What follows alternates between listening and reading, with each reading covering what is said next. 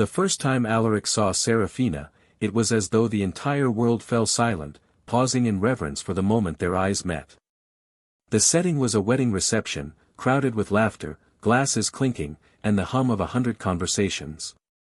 Yet somehow, amidst the shimmering chandeliers and the swirl of people on the dance floor, she stood out. Not because of her beauty alone, though she was undeniably radiant, but because of a warmth that seemed to radiate from her presence, a softness that called to him with a force he could not resist. Alaric had never been a man to believe in fate. He considered himself practical, cautious, the kind of man who observed life from the sidelines rather than throwing himself into its unpredictability. But that night, as Serafina turned and smiled, he felt something in him break free. It was not just attraction, it was recognition, as if some hidden part of him had been waiting for her all along. She wore a dress of pale silver that caught the light each time she moved, giving her an ethereal glow. Her laughter carried across the room like a melody, light and effortless, but not empty. When their mutual friend finally introduced them, Alaric found himself caught not only by the brightness of her eyes but by the way she listened. She leaned in as though his words mattered, as though his presence carried weight in a world where he had often felt overlooked. Their conversation began simply, remarks about the ceremony, the music, the food, but quickly shifted into something deeper. She spoke of her love for books, of how stories could transport her beyond the walls of everyday life. Alaric admitted his own fascination with architecture, how he saw buildings as a dialogue between past and present. To his surprise, she did not just nod politely. She asked questions, thoughtful ones, her curiosity genuine. It was as if she was drawing out parts of him he rarely shared with anyone. The more they spoke, the more he realized how easily she fit into the empty spaces of his life. Where he carried doubts, she offered encouragement. Where he hesitated, she exuded confidence, not in a way that overshadowed him but in a way that invited him to step forward too. That night, she became both mirror and muse, showing him a version of himself that was braver, stronger, more complete. As the evening unfolded, they found themselves drifting away from the crowd. The music played on, but Alaric barely noticed. They talked beneath strings of golden lights in the courtyard, the scent of roses lingering in the air. The cool night wrapped around them, but Serafina's presence kept him warm. Every glance, every word, seemed to weave an invisible thread between them, binding them closer with a quiet inevitability. For Alaric, this was not the dizzying rush of infatuation he had felt in fleeting romances before. This was something deeper, a pull that reached past desire into the core of who he was. He saw in Serafina not just a woman he admired, but a future he could finally imagine, one filled with laughter, partnership, and the kind of love he had only witnessed in others' lives. When the night drew to an end, Alaric walked her to her car, reluctant to let go of the magic that had taken hold of him. Serafina smiled, tucking a strand of hair behind her ear, and thanked him for the conversation. It was a simple moment, but it carved itself into his memory with startling clarity. The way she looked at him, as though she had known him longer than a single evening, left him breathless. As he watched her drive away, a single thought echoed in his mind: nothing would ever be the same again. He had entered the wedding as a guest, an observer of someone else's love story. But he left it as a man standing on the edge of his own, unaware of the storm that would one day follow, but certain of one truth, that Serafina was the beginning of everything. The first weeks after the wedding glowed with a kind of gentle magic. Eleanor still remembered the way Crispin would tuck a loose strand of her hair behind her ear during breakfast, how his laughter filled their little apartment like sunlight spilling across the floorboards. They walked hand in hand through quiet streets, their matching rings catching the light as if to remind the world that they had chosen each other. To Eleanor, love felt unshakable, like the thick walls of an ancient castle, impervious to storms. But small cracks are often invisible at first. They appear beneath the surface, silent and patient, until one day the foundation trembles. Crispin's work, once simply a part of his routine, began to consume him. He came home later and later, his shirt still carrying the faint smell of stale coffee and office dust. Just one more meeting, he would murmur, pressing a distracted kiss to Eleanor's forehead before heading straight to his desk. She told herself it was temporary, that every marriage had seasons of imbalance. Still, she felt the subtle shift, the way his eyes no longer lingered on her the way they once had, the way their conversations dwindled into half-sentences and tired sighs. Eleanor tried to fill the silence with warmth. She cooked his favorite meals, left little notes in his briefcase, and planned quiet evenings meant just for them. But sometimes he forgot the notes in his rush. Sometimes the meals grew cold on the table. And sometimes Eleanor found herself eating alone, her fork scraping against porcelain in the dim light of the kitchen. The first real argument came over something small, as arguments often do. Crispin had promised to join her at her cousin's birthday dinner, a promise he broke with a casual phone call an hour before the event. Eleanor had stood there, her dress already on, mascara carefully applied, clutching her phone as his voice carried excuses across the line. "You always say you'll be there," she whispered, her voice breaking though she tried to steady it. "And you never are." There was a pause, then a sigh. "You don't understand, Eleanor. I can't just drop everything. This job, this responsibility, it's important." "And I'm not?" she asked quietly. Crispin didn't answer right away. The silence on the other end felt louder than any words. Finally, he said, "We'll talk later," and the line went dead. That night, Eleanor went alone to the dinner, smiling for her relatives while her heart felt like glass cracking under pressure. No one noticed the fracture, she had become skilled at hiding it. But when she returned home, the apartment was dark, and Crispin was already asleep, his back turned toward her. Weeks turned into months, and the distance grew. Crispin's laughter faded, replaced by curt nods and distracted hums. Eleanor began to wonder if the man she married was slipping away, piece by piece, replaced by someone she no longer recognized. She would lie awake at night, staring at the ceiling, replaying their vows in her head as if the memory of those words might bind them together again. Yet even in her doubts, she clung to hope. She believed in their love story, in the promise that love could endure storms if both hearts held on tightly enough. She reminded herself of the way Crispin once looked at her beneath the golden glow of the wedding candles, his voice trembling as he swore forever. That memory became her anchor. But anchors can only hold for so long when the tide grows restless. And somewhere, deep within her, Eleanor began to feel a quiet fear, the fear that forever might not mean what she thought it did. Eleanor had always trusted Crispin with an almost childlike certainty. It wasn't just love, it was faith. Faith in his steadiness, in his vows, in the promise that the man who had once looked at her like she was the only person in the room would never let that gaze wander. But faith, she was learning, can be fragile when confronted with shadows. The first whisper of doubt arrived on an ordinary Tuesday. Crispin had left his phone on the counter, its screen lighting up with a soft vibration.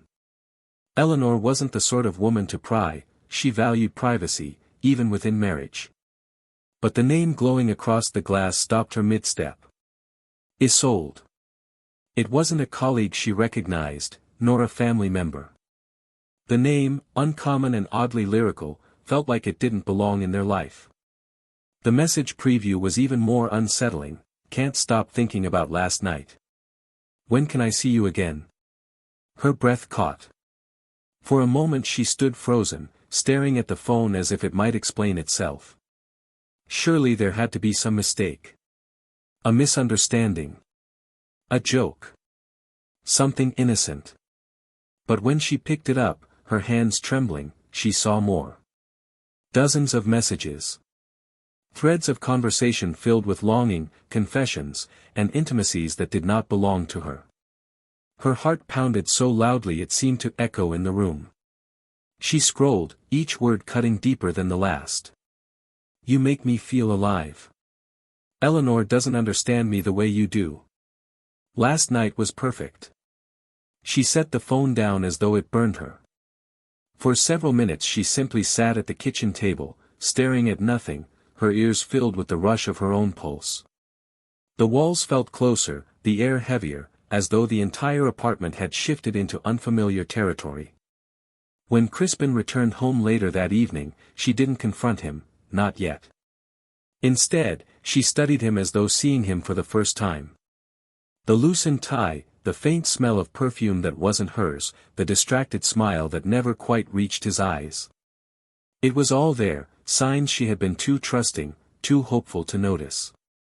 "Long day?" she asked softly, her voice betraying none of the storm raging inside.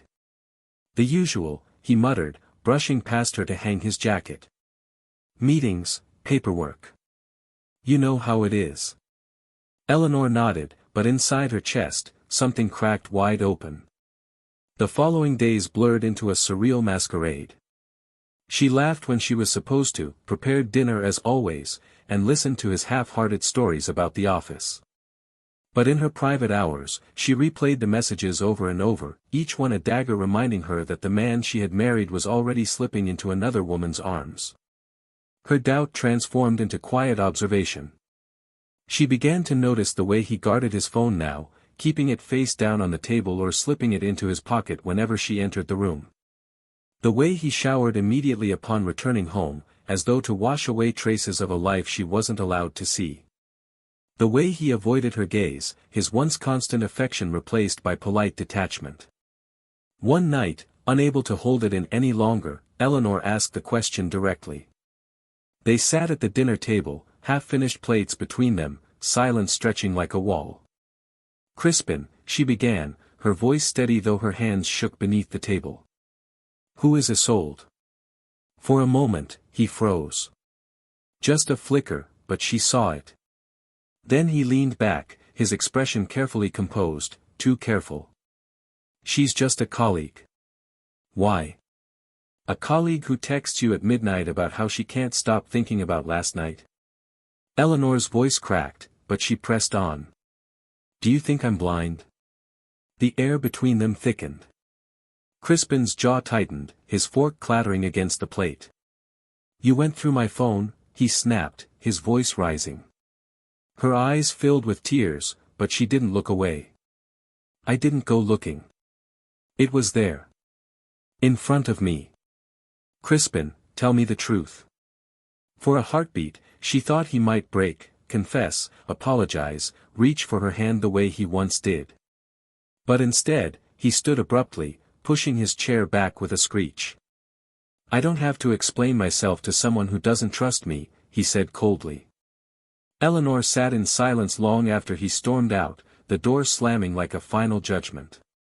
Her dinner lay untouched, her heart pounding with grief and disbelief. In that moment, she understood something terrifying: the man she thought she knew, the marriage she thought was unbreakable, was already crumbling into dust. And yet, despite the betrayal, despite the lies, a part of her still ached for him, for the love they once shared, for the future they had dreamed. That ache was perhaps the cruelest wound of all. The night after Crispin stormed out, Eleanor sat alone in the dim kitchen, staring at the shadows on the wall. The silence felt cavernous, pressing down on her chest until each breath became an effort. She had thought betrayal would feel like fire, burning, sharp, explosive. Instead, it was a slow suffocation, a quiet unraveling of everything she had built her life upon. When Crispin finally returned hours later, she was still awake, though she pretended otherwise. He slipped into bed without a word, the mattress dipping under his weight, his back turned firmly toward her. Eleanor lay motionless, eyes open, tears pooling until they slid silently onto the pillow. The distance between them was no longer measured in inches but in worlds. The days that followed brought no relief. Crispin's evasions became sharper, his patience thinner. He was always working late, always too tired, always slipping away with his phone pressed to his ear. Eleanor tried to reason with herself, maybe it truly was just work, maybe she had overreacted, but the memory of those messages gnawed at her, undeniable and relentless. One afternoon, she sought refuge in her mother's old house on the outskirts of town. The familiar scent of lavender and oak greeted her, a balm to her aching heart. She wandered into the sitting room, where sunlight filtered through lace curtains, and found herself speaking aloud, as if her mother were still alive to hear. "What would you tell me, Mama?" she whispered, clutching the back of an armchair. To stay? To fight? Or to leave before I lose myself completely? The silence that followed was heavy but somehow comforting. She imagined her mother's voice, firm, gentle, unwavering. Know your worth, Eleanor. Don't let anyone make you small. That night, Eleanor returned home with a newfound determination. She wouldn't confront Crispin with rage again, rage only pushed him further away. Instead, she would watch, listen, and gather the truth in its entirety. If their marriage was to collapse, it would not be on the shaky ground of half-answers. Her quiet resolve unsettled Crispin. He noticed her eyes on him more often, her silence in moments where she once would have pleaded. At dinner, she asked questions he dodged with increasing clumsiness. Who were you with this evening? Just colleagues. Which ones? You don't know them. The lies stacked up, flimsy and transparent. Each one chipped at the last remnants of the trust they once shared. One evening, while Crispin showered, Eleanor found his phone buzzing again on the counter. This time, she didn't hesitate. She opened the messages and discovered plans, carefully arranged meetings, excuses that coincided perfectly with his late nights. And there it was again, Isolde. Her words painted a picture Eleanor could no longer deny. Romantic dinners. Intimate confessions. Even hotel room reservations. The evidence was undeniable, yet as Eleanor stood there trembling, she felt no triumph in confirming her suspicions. Only a hollow ache. Proof didn't heal, it only deepened the wound. When Crispin emerged from the bathroom, towels slung around his shoulders, Eleanor held the phone out to him. Is this who you've become? She asked, her voice steady despite the storm inside her. For a moment, his mask slipped. Shame flickered across his face, followed swiftly by anger. He snatched the phone from her hand, his jaw clenched tight. You had no right, he spat. No right? Eleanor's voice rose for the first time, shaking with hurt. No right to know if my husband is betraying me? No right to demand honesty in the vows we made? The room fell silent, but the silence was no longer empty, it was thick with everything unsaid, everything broken. Crispin turned away, retreating into himself, leaving Eleanor standing there like a ghost in her own marriage. That night, she packed a small bag. Not to leave him, not yet, but to remind herself she could. She placed it by the door, a quiet act of defiance, a symbol of the strength she would need for the battles ahead. Eleanor was no longer the woman who ignored the shadows. She had seen the truth, and though it cut her deeply, it also carved out a place inside her where something stronger could grow. For the first time since the whispers began, she felt a flicker of clarity. The cracks in her marriage were widening, but within those cracks, a new version of herself was emerging, one who would not be silenced, one who would not be diminished. And she knew, with terrifying certainty, that the reckoning had only just begun. The bag by the door became more than luggage, it became Eleanor's anchor. Each time her eyes fell upon it, she remembered she had a choice. She was not trapped, not powerless. She could walk away if she chose. For the first time since the shadows of betrayal had crept into her home, she felt a sense of control stirring within her. In the days that followed, Eleanor began to reclaim pieces of herself Crispin had eroded. She returned to her work at the local library with a vigor she hadn't felt in years. Once, she had approached her job as a duty, quiet and routine. Now, it became her sanctuary. Among the shelves of forgotten volumes, she found echoes of resilience. Stories of women who had endured far worse and emerged stronger. Their voices whispered through the pages, reminding her that her life did not have to be defined by Crispin's lies. At lunch breaks, she joined her colleague Mara in the staff room, sipping coffee and sharing laughter that felt almost foreign. Mara was sharp, with a mischievous grin and the kind of honesty Eleanor had always admired. One afternoon, Mara tilted her head, studying her friend's face. You look lighter these days, she said. What changed? Eleanor hesitated, then allowed a small smile. I stopped pretending everything was fine. Mara didn't press, but the understanding in her eyes was enough. For once, Eleanor didn't feel the need to carry the weight alone. At home, Crispin noticed the changes too, though he misunderstood them. When Eleanor didn't question his late nights, he grew bolder in his lies. When she smiled despite his coldness, he assumed she was still clinging to the illusion of their marriage. He didn't realize that her silence was no longer submission but strength. One evening, as he slipped into his coat, muttering about a meeting downtown, Eleanor only nodded. But as soon as the door closed, she exhaled sharply, then reached for her own jacket. Tonight, she would not sit in the silence of their home waiting. Tonight, she would follow him. Her heart raced as she trailed his car through the winding streets, headlights casting fleeting shadows across her determined face. Every turn tightened the knot in her chest, every stoplight a reminder that she was stepping into a truth she could never unsee. Crispin parked outside a small, candlelit bistro on the edge of town. Eleanor's breath caught as she watched him step out, smoothing his hair, adjusting his tie.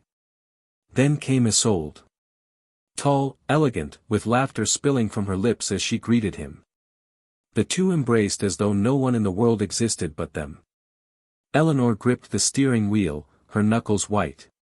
1,000 emotions battled within her, rage, grief, disbelief, but above them all was a chilling clarity.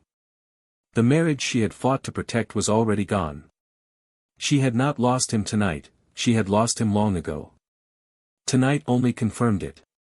She drove away before they noticed her, tears blurring the road ahead. Yet amidst the sobs breaking from her chest, a strange relief threaded through the pain. The uncertainty was over. No more whispers, no more shadows. She had seen the truth with her own eyes, and while it cut her deeply, it also freed her. Back home, Eleanor sat by the packed bag at the door. Her hand rested on the handle, ready to lift it, to leave this chapter behind. But she didn't move, not yet. She knew she needed a plan, not just an escape. Leaving meant more than walking out the door, it meant reclaiming her life, building it anew, finding the courage to step into the unknown. That night, as Crispin slipped into bed smelling faintly of perfume that wasn't hers, Eleanor lay awake, staring at the ceiling. The ache in her chest was still raw, but beneath it pulsed something steadier. Resolve. She would not confront him in anger, not waste her voice on denials and excuses. Instead, she would prepare. Quietly, carefully, she would gather her strength, her resources, her future. And when the time came, she would walk away, not as the broken wife he betrayed, but as the woman who rediscovered her worth. The seeds of independence had been planted. Soon, they would take root. Morning sunlight spilled across the dining table, illuminating the faint scratches in the wood, reminders of years of shared meals, whispered dreams, and laughter that no longer belonged to this house. Eleanor sat with her hands wrapped around a mug of tea, her thoughts sharper than the bitterness on her tongue. Crispin shuffled in, late as usual, eyes heavy, his shirt collar still crumpled from the night before. He muttered something about deadlines, barely glancing at her. Eleanor only nodded, her face calm, her silence steady. He mistook it for acquiescence. She knew better now, it was her shield. The plan had begun forming in her mind the moment she saw him with Isolde. It wasn't enough to feel the urge to leave, she needed to prepare for it, to step into a life that wouldn't crumble the moment she walked out the door. She would not be the woman who fled in tears. She would be the woman who walked with her head high. That afternoon, she met Mara for coffee in a sunlit corner of a small cafe. The hum of conversation around them offered the safety of anonymity. Mara leaned forward, concern etched in her brow. "You've been carrying something, Eleanor. I can see it. You don't have to tell me if you're not ready, but," she reached across the table, covering Eleanor's hand with her own. "You don't have to carry it alone."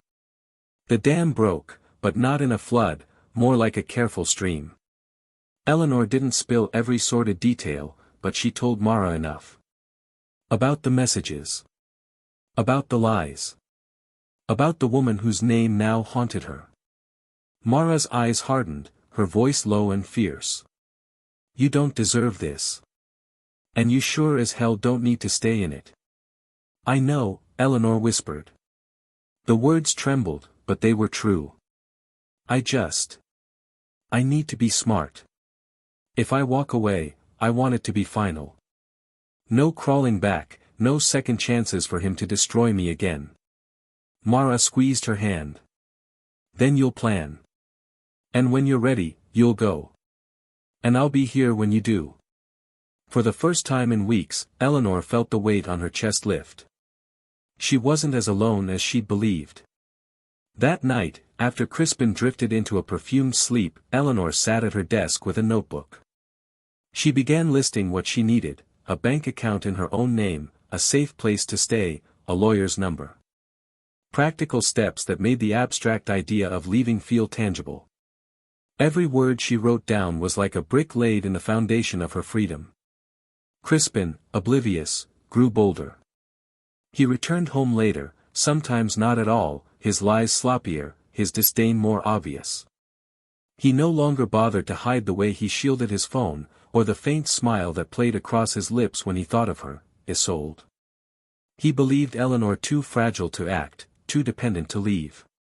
One evening, when he forgot his phone on the counter, Eleanor didn't even touch it. She didn't need to anymore. She already knew the truth. Instead, she stood in the kitchen doorway, watching him from a distance. And for the first time, she didn't see her husband. She saw a stranger, one who had walked willingly away from the life they'd built. That realization gave her strength.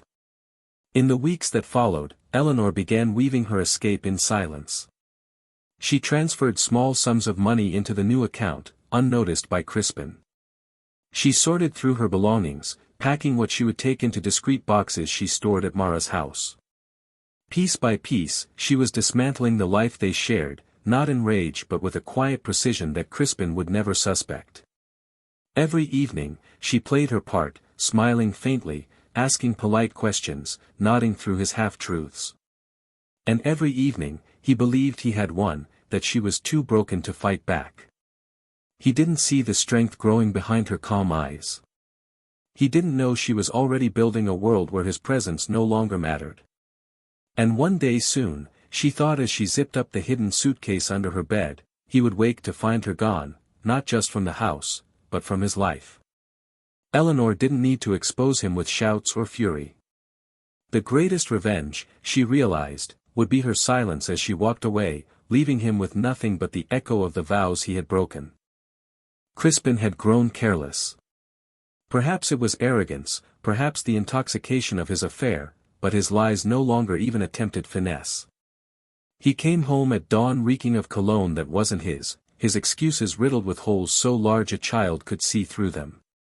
And yet, Eleanor remained quiet. Calm. Watchful. He mistook her silence for surrender. He believed she was clinging to him, too afraid of solitude to act.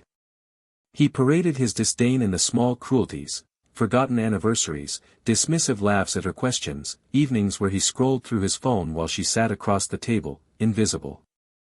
One Friday evening, he didn't bother to invent a meeting. Instead, he announced it plainly, testing her. I'll be out tonight. Don't wait up. Eleanor looked up from the book in her lap, her face serene. With Isolde. The fork nearly slipped from his hand. For a fleeting second, his mask cracked, shock, guilt, then anger flashing like a storm before he smoothed it over with a smirk. You're imagining things again, he said, too quickly. She only tilted her head, her eyes steady on his. If you say so. And that was all. No pleading, no shouting. Just a quiet acknowledgement that his theater of lies no longer fooled her. That night, as the door closed behind him, Eleanor exhaled deeply. She no longer felt the frantic need to catch him, to force a confession. His silence was confession enough. His arrogance, his disdain, his absence, they all spoke louder than any proof. The next morning, Crispin returned with his hair mussed and his shirt askew, humming under his breath as if daring her to question him. Eleanor poured her tea, sliding a slice of toast onto her plate. "Good night?" she asked lightly. He glanced at her, suspicious of her calm. "I told you, it was work." "Of course," she replied, stirring honey into her cup. "Work always smells like someone else's perfume." He froze, his jaw tightening, but she didn't meet his glare. She only sipped her tea, her poise unshaken. The truth was, Eleanor's strength unsettled him. He had expected tears, desperate clinging, maybe even rage.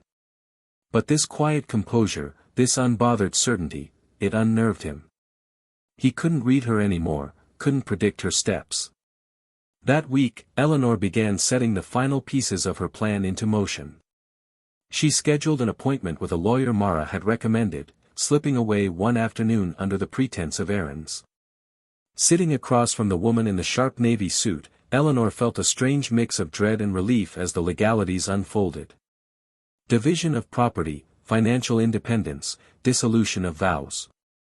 Words heavy with finality, yet strangely liberating. "Are you certain you're ready?" the lawyer asked gently. Eleanor straightened her shoulders. "Yes. I've been ready since the moment he chose someone else over us. Now it's only a matter of making it official." When she left the office, the crisp autumn air filled her lungs, and for the first time in months, she felt like she could breathe.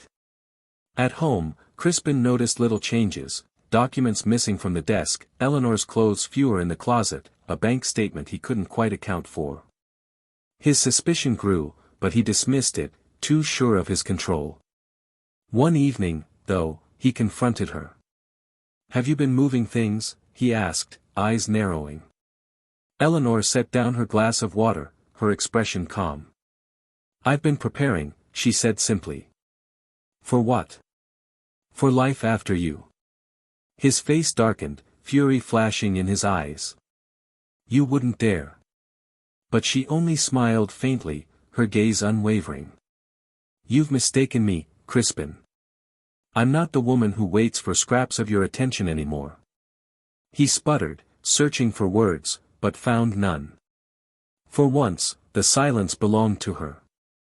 That night, when Crispin left the house again, Eleanor zipped the suitcase beneath her bed and placed it by the door beside the smaller bag that had waited there for weeks. She wasn't leaving yet, not tonight, but the sight of both bags together filled her with a quiet power. Soon, she thought. Soon this chapter would end, and when it did, it would be on her terms. And Crispin would never see it coming. The wedding had been everything Imogen had dreamed of since childhood: the ivory gown, the towering cake, the chandeliers sparkling above the reception hall, and the whispered blessings of friends and family. Oswin had watched her walk down the aisle with tears brimming in his eyes, certain that this was the culmination of every struggle, every lonely night he had endured before her. He had believed, truly believed, that love had triumphed over doubt. For a while, it almost seemed true. The photographs showed laughter frozen in time, glasses raised, and the couple's first dance beneath a canopy of soft lights. Imogen's smile that evening could have convinced anyone that she belonged to Oswin entirely. To the world, they were the embodiment of happiness, a love story written in fairy tale ink. But fairy tales end at the stroke of midnight. Oswin had noticed it first in whispers, in glances exchanged between Imogen and Leofric that were too quick, too subtle for anyone else to mark. A brush of the hand when passing a champagne flute, the lingering touch on a shoulder as music swelled. Oswin tried to dismiss it, tried to tell himself that paranoia was poisoning him, that he was unworthy of suspicion and perhaps even of her love. Yet the gnawing sensation in his gut grew sharper with every shared laugh between them. It was on the wedding night, the very night meant to consummate their vows, that his world shattered. The reception had thinned out, the band had packed their instruments, and the last guests were staggering home with wine-drunk smiles.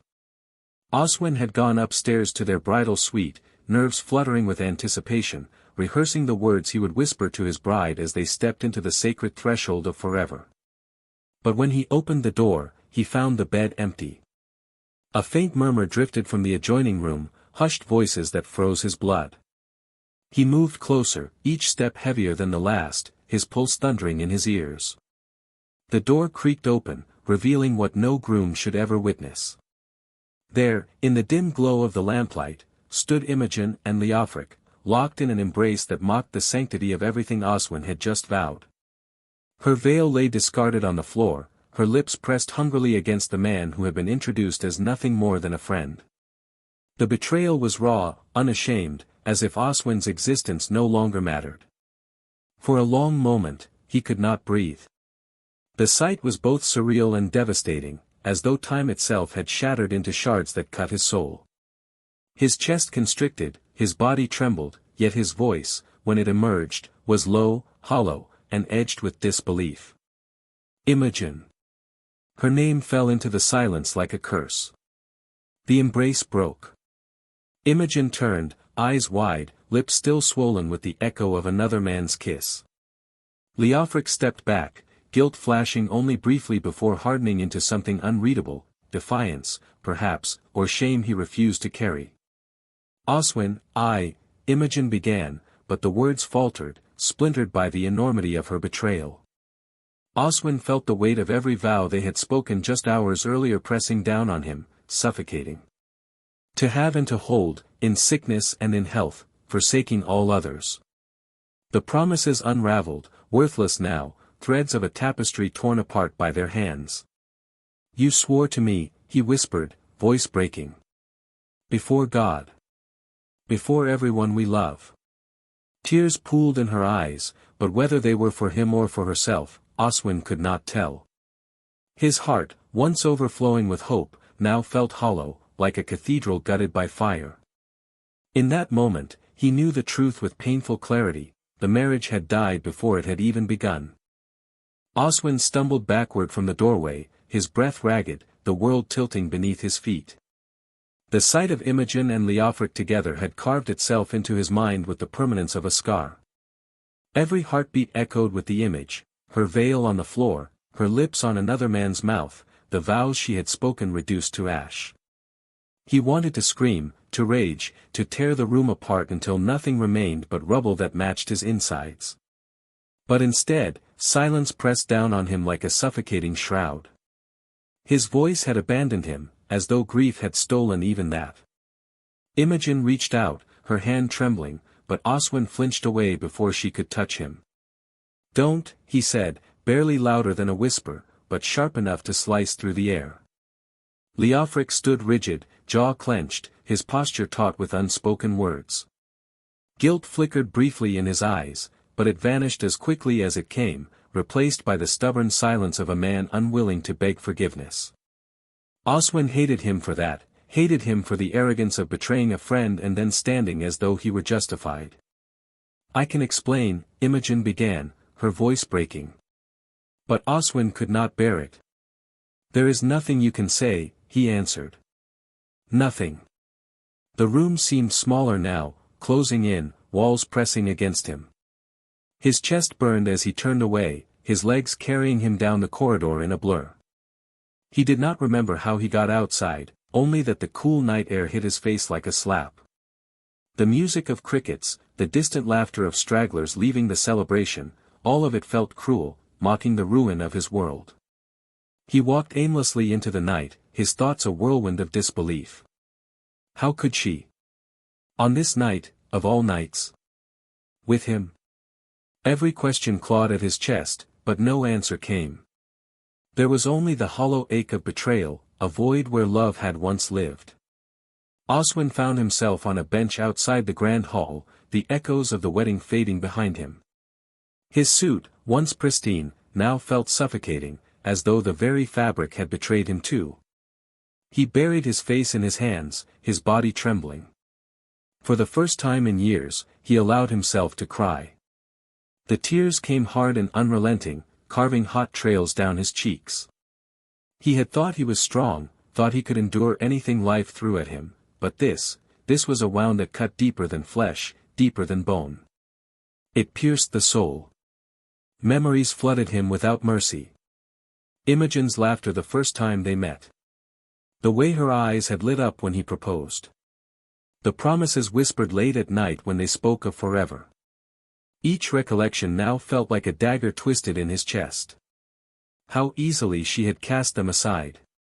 How quickly love had turned to betrayal. The night stretched on, heavy with despair. Oswin sat unmoving, a broken silhouette beneath the moonlight. At some point, he heard footsteps approaching, soft, hesitant. He looked up to see his sister, Aliana, still in her bridesmaid's gown, her face etched with worry. "Oswin," she whispered, kneeling beside him. "I've been looking everywhere. What happened?" Her eyes searched his, and though he wanted to shield her from the ugliness of the truth, the words escaped before he could stop them. She was with him," he choked out. "With Leofric. Tonight." Aliana's breath caught, her hand flying to her mouth. For a moment she said nothing, her eyes wide with disbelief. Then her arms wrapped around him, pulling him close, anchoring him in the storm. "Oh, Oswin," she murmured, her voice trembling. "I'm so sorry." He leaned into her embrace, too weak to resist. She stroked his hair the way she had when they were children, and for a fleeting second, he felt less alone. But the comfort was fleeting, overshadowed by the weight of his shattered vows. When the dawn began to break, Oswin sat there still, hollow-eyed and broken. The world carried on, birds sang, the sun rose, but inside him, everything had stopped. The man who had stood at the altar the day before was gone. What remained was someone else entirely, a soul scarred, a heart cracked beyond recognition. And though he did not yet know it, this was only the beginning of a journey that would test him in ways he never imagined. The morning light crept into the world with cruel indifference, casting its golden glow across fields and rooftops as though it had not witnessed the ruin of a man's life only hours before. Oswin sat at the edge of his childhood bed in his parents' estate, his suit wrinkled, his hair disheveled, his eyes red and swollen. He had not slept. He had not even tried. Each time he closed his eyes, the images returned, Imogen's lips brushing Leofric's, the way she had pulled back only when she noticed the doorway, her gasp like the sound of something breaking that could never be mended. Aliana had persuaded him to come home instead of disappearing into the night. She had fussed over him, coaxed him to drink water, draped a blanket around his shoulders. He had let her, though every gesture felt muted, as though he were watching life unfold from behind thick glass. Downstairs, voices murmured, his parents, concerned and confused, whispering about why their son had returned in the middle of his wedding night. He knew the questions were coming. He dreaded them more than anything. The door creaked open, and his father stepped in. Oswin had always thought of Aldwin as a man unshakable, with shoulders broad enough to carry the burdens of everyone around him. This morning, however, Aldwin's face was lined with apprehension. "Son," his father said softly, "Aliana told us something happened. Is it true?" Oswin stared at the floorboards, unable to meet his father's gaze. His throat tightened, but the words forced their way out, raw and jagged. "I found her," he whispered. "With him. With Leofric." The silence that followed was heavier than any outburst. Aldwin drew in a sharp breath, his fists clenching at his sides. He muttered something under his breath, a curse, a prayer, Oswin could not tell. Then he crossed the room and placed a hand on his son's shoulder. "No man deserves this," Aldwin said, his voice steady though it carried a tremor beneath. "Not on his wedding night. Not ever." Oswin finally looked up. The sight of pity in his father's eyes broke something further inside him. He would have preferred anger, outrage, anything but that heavy compassion that made him feel like a child again, fragile and broken. By mid-morning, the estate had become a hive of whispers. Family members who had attended the wedding had begun to notice the absence of the bride and groom at breakfast. Some whispered in confusion, others, more perceptive, wore looks of dawning horror. Aliana tried to shield her brother from the chatter, but rumors were quick to spread. It would not be long before the truth, or some version of it, escaped into the wider world. Oswin sat at the kitchen table, his hands wrapped around a mug of untouched tea, when his mother entered. Lady Ellsworth was a woman of quiet dignity, rarely given to displays of emotion, but today her composure faltered. She reached for his hand, her eyes brimming. "I raised you to believe in love," she whispered. "And you did, with your whole heart. That is not a weakness, Oswin. It is their betrayal, not yours." Her words offered little comfort, but they rooted in him nonetheless, a fragile reminder that the shame was not his to carry. By afternoon, a knock sounded at the estate's door. Eliana answered, and moments later returned with a pale face. "It's her," she murmured. Oswin's stomach lurched. Imogen. He had not expected her to come so soon, perhaps not at all. His body tensed, torn between the urge to flee and the need to face her. After a long silence, he rose. Imogen stood in the entryway, her veil discarded, her hair disheveled, her face streaked with tears. She looked nothing like the radiant bride of yesterday. Her eyes found his, and for a moment, the world fell away. She reached for him, her voice breaking. "Oswin, please, let me explain." He stiffened. The sight of her, once the embodiment of every dream, now filled him with a bitter ache. "There is nothing you can say," he said coldly, echoing the words from the night before. "Nothing that will change what I saw." She flinched as though struck. But she did not leave.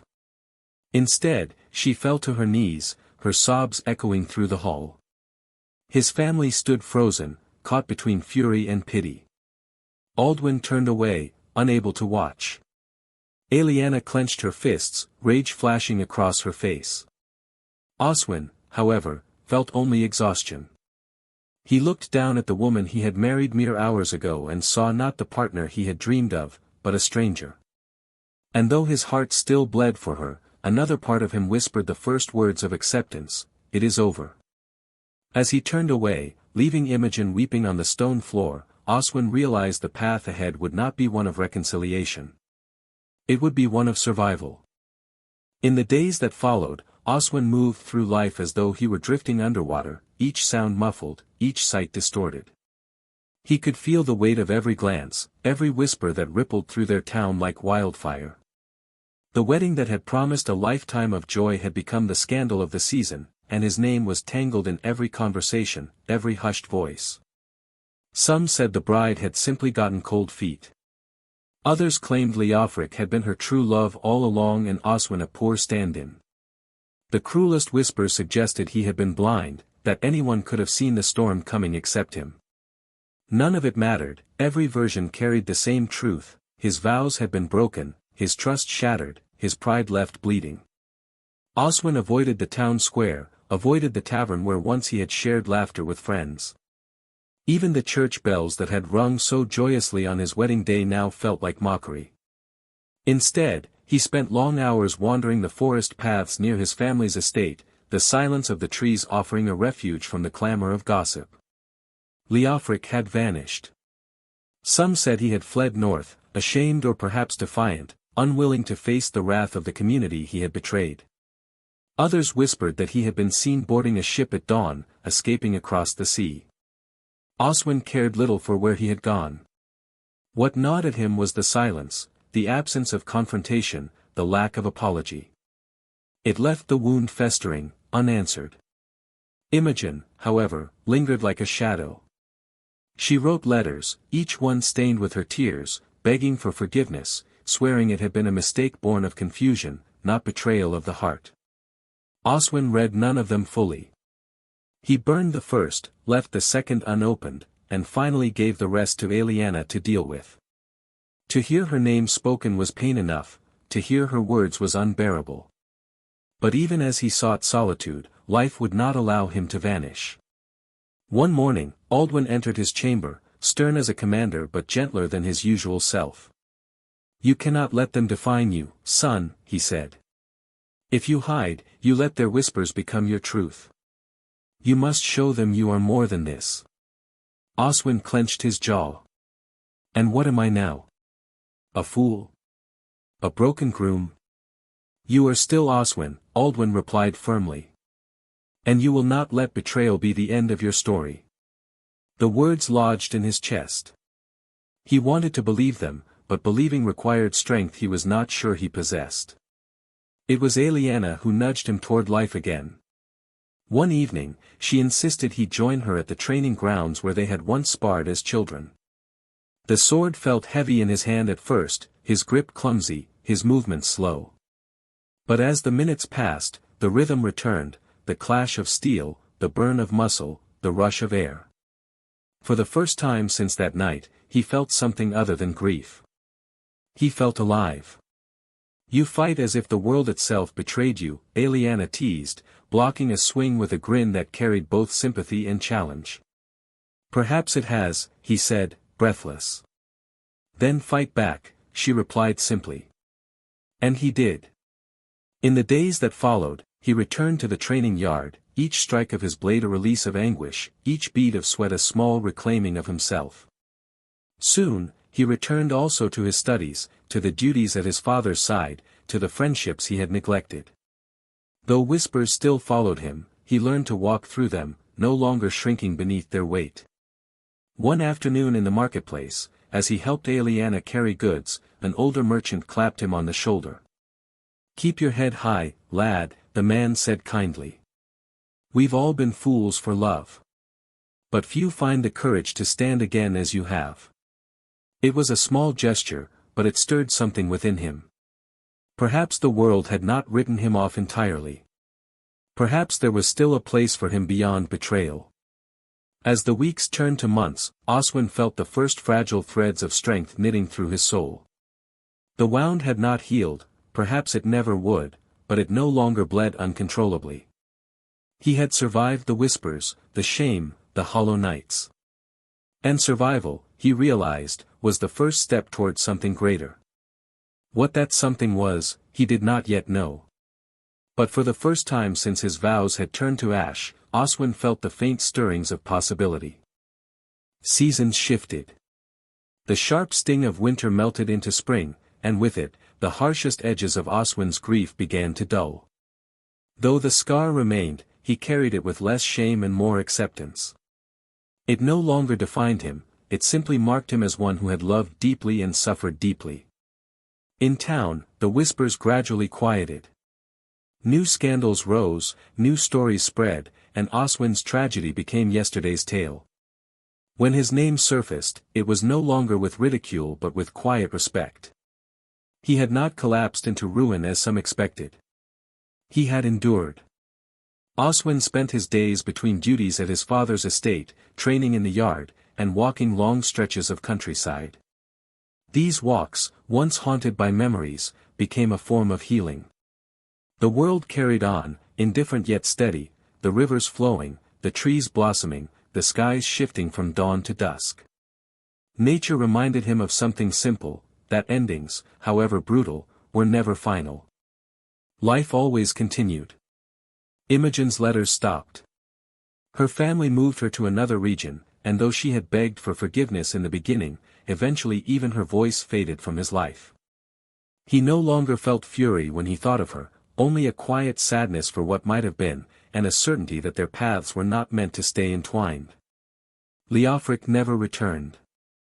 Rumors suggested he had joined a trading company across the sea. Oswin no longer sought to know. The man was a ghost now, and Oswin refused to waste his spirit chasing shadows. One evening, Aliana found her brother gazing out over the hills as the sun sank low. She stood beside him, her cloak billowing in the wind. "Do you ever wonder what's next?" she asked. Oswin exhaled slowly, his eyes on the horizon. "Every day. And for the first time, the thought doesn't frighten me." She smiled, nudging him gently. "That's because you've survived the worst of storms. The rest will feel lighter." Her words lingered with him. That night, Oswin lay awake not with sorrow but with a strange, budding anticipation. He thought of the merchant's words, of his father's stern faith, of Aliana's unwavering loyalty. Piece by piece, those fragments had stitched him back together. Weeks later, at a gathering in the town square, Oswin found himself speaking with neighbors he had long avoided. Their smiles were genuine, their greetings warm. A young widow named Seren, who managed her family's apothecary, spoke with him about herbs and remedies. She laughed easily, not pitying him, not tiptoeing around his past. For the first time in months, he found himself laughing too. It was not love, not yet, perhaps not ever. But it was connection, a reminder that his heart, though bruised, still beat, still longed for warmth. As he walked home that evening, lantern light flickering across the cobblestones, Oswin realized he no longer felt like the broken groom of that cursed night.